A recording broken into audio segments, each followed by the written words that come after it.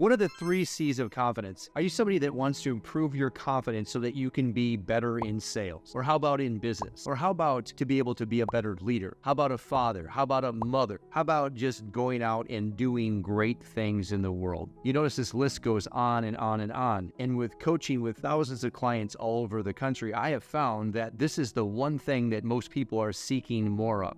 I know there's happiness and there's money and there's freedom, but you know what? Those are all byproducts of this one thing, and it's called confidence. People want to be around confident people. People want to be around people that say, move, I'll show you the way. And you know what I'm talking about. And there are times when our confidence wanes. But what do we need in order to gain confidence that will be with us, like a jacket we can wear and we can put it on at any time? Watch this video today. I'm going to share with you the 3 C's of confidence. Adopt these 3 C's and be the most confident version that you're capable of from this point forward. My name is Kevin Yoder, mindset coach and creator of the Inner Game of Achievement. I help people improve their patterns of thought so that they can terminate those limiting beliefs, boost their confidence, and accomplish their most inspiring goals for life and business. So you want more confidence. Who doesn't? I want more confidence. There's times when I'm flying high and I feel like I'm on fire and everything's working out just right. But what about when our confidence wanes? Well, I found this thing called the 3 C's of confidence. And ever since I installed it, I've been able to change the way that my confidence gets back to where it needs to be so I can do it at any time. So here we go with the 3 C's, and you can do the same thing, by the way. What's the first C? The first C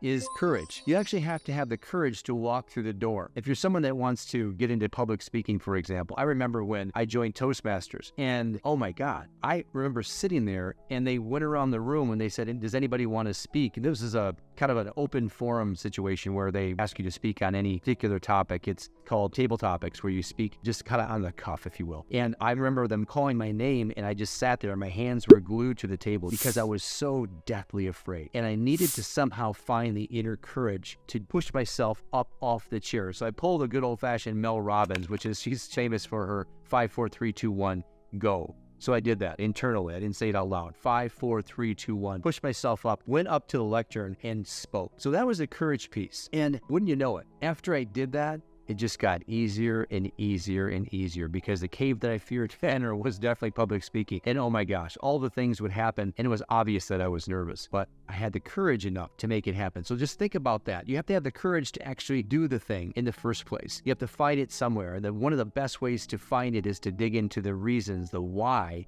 behind doing the thing you're about to do. So that's courage. Think about situations that you're in that you need to develop the courage to just do the thing.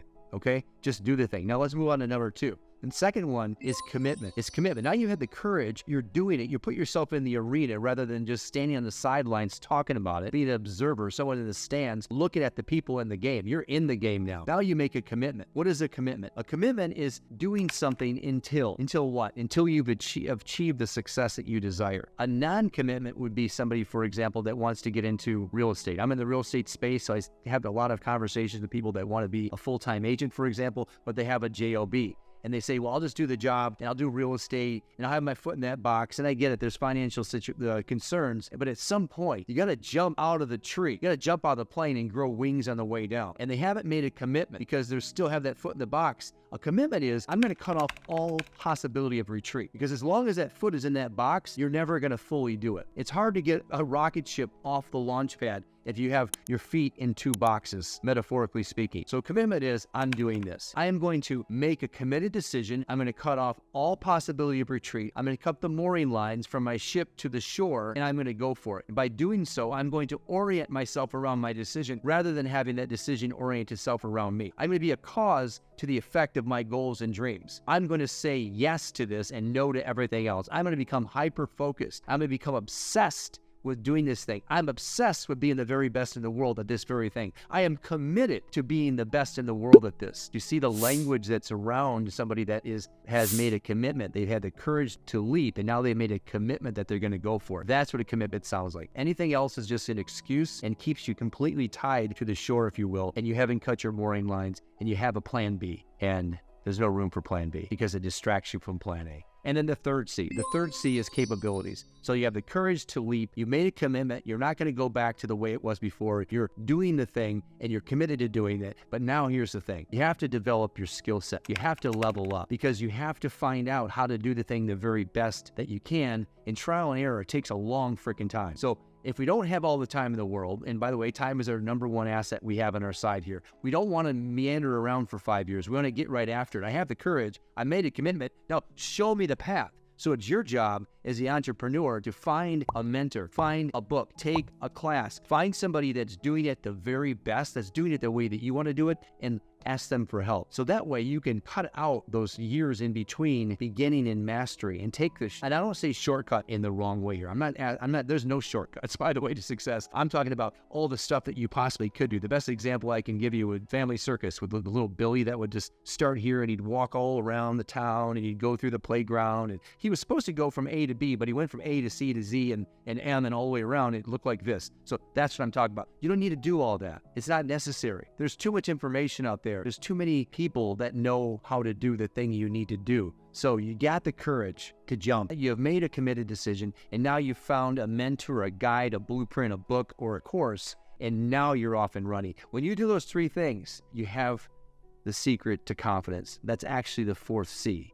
Because you put yourself in the arena and you're going forward with everything you have and you've aligned yourself with people that know how to do it. Now you gain confidence, and yet you're beginning to connect the dots between the beginning thought about doing it and now the results are coming, and that's how you gain confidence, is by actually winning in that space, doing the thing you wanted to do. Hopefully this video was helpful for you today. It certainly was for me. You can tell I'm all fired up about it because it really unlocked something for me. When I share it with my coaching clients, everyone's really quickly writing this down because I believe, I might be wrong, but I don't think I am, that confidence is the key. Confidence is the key to all the things that we're looking for. I can't think of one thing that confidence is not critical for. It doesn't matter what space you're stepping into, what stage you're stepping on, what sales call, what sales appointment, what business deal you're trying to close.